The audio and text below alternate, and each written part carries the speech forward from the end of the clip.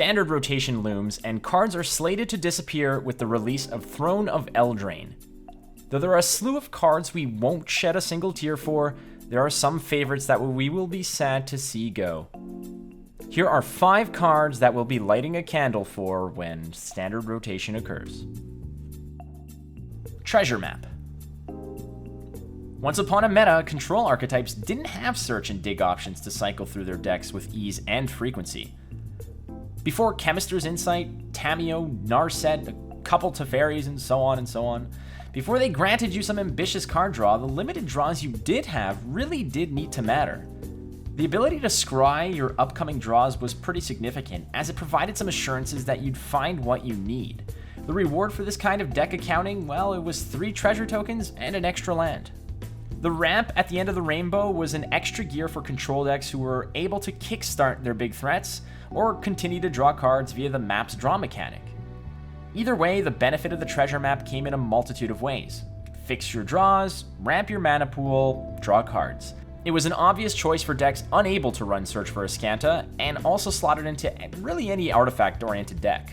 Though it became cumbersome against aggressive decks, it often was backed up by effective removal spells to keep the boards clean and tidy.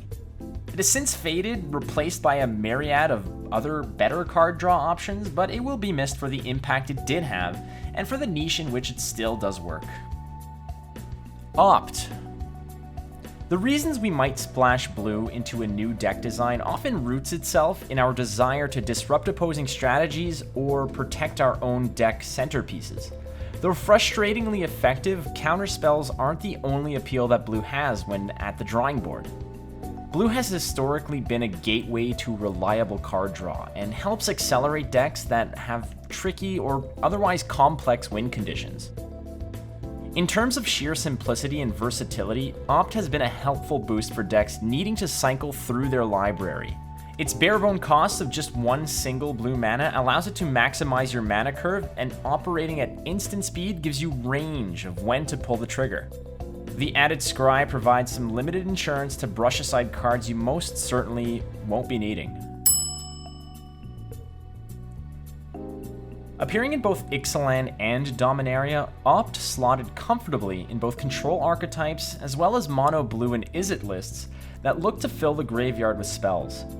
Early Azorius lists centered around Teferi would make use of the spell to dig for impact cards, while Izzet Phoenix lists gladly rattled off Opt in order to summon a flock of Arclights. Opt also was prize feed for the Terramander, seeking to adapt that bubble butt and swing in for damage. Though eventually losing its luster to more expensive and greedy card draw spells, Opt had a prominent place in a multitude of viable designs. Shall I?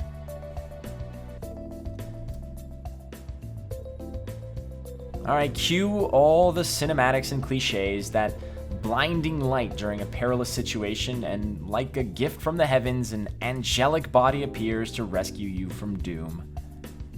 Providing a canopy of protection over your most precious permanents, Shall I was like your own personal Secret Service agent. She would take the bullet for your more valued cards on the field, eating up removal spells and mana from your opponent. Touching down with Dominaria, she provided solace to players who were staring down a fresh new wave of RDW options. The Wizard package of Lava Runner, Wizard's Lightning, and Chain Whirler gave a significant jolt to red aggro that looked to storm face. Decks that needed some time to set up or build to Lyra would often succumb to the burn before even dropping their 5th land. Shall I sheltered your board and hid your face behind a veil of hexproof, demanding that your opponent waste valuable spells to blast her right out of the sky. Arriving a few expansions before Lava Coil, the toughness she brought to work often required multiple pieces in order to cleanly wipe her out. In games that went the distance, her ability to share the love across all creatures ensured that there was going to be no wasted turns, just progress. Though Selesnya builds never took off in the face of control dominance, Shall I will dearly be missed for her saving grace. Lightning Strike. Not many would accuse a red deck of being convoluted, overly layered, or otherwise complex to pilot successfully. Red's identity has historically been to target face and don't stop pulling the trigger until a winner is declared. As a descendant of one of the most iconic cards in Magic's vast library, the Lightning Bolt, Lightning Strike was another deadly bullet in RDW's clip. It's a 2-mana instant that held no prejudices over where its wrath would land. Beyond being hardwired to aim at the life total, Lightning Strike became a favorable option for decks with red elements to their build. Competitive decks that rose through the meta often featured creatures that reached just beyond shock range, demanding quick answers that were able to pick off threats before they began to develop. With a dash of red, Lightning Strike also found ways to finish off planeswalkers or sneak in a final volley to win the game. Standard rotation will cause a shift in RW's base package, and losing Lightning Strike will hurt their reach and unchallenged damage output. Though it leaves behind a capable successor in Skewer the Critics, there will be holes left in an array of other decks as well. Curious Obsession. It sometimes felt unfair. It seemed that Blue had an endless armada of cheap flyers or unblockable creatures that poked away at your health total and eventually at your sanity. The Mist-Cloaked Herald prowled the lands, while overhead the Siren Storm Tamer, the Terramander, and now the Spectral Sailor is floating about. Seeing that turn 1 drop almost immediately projected the upcoming follow-up.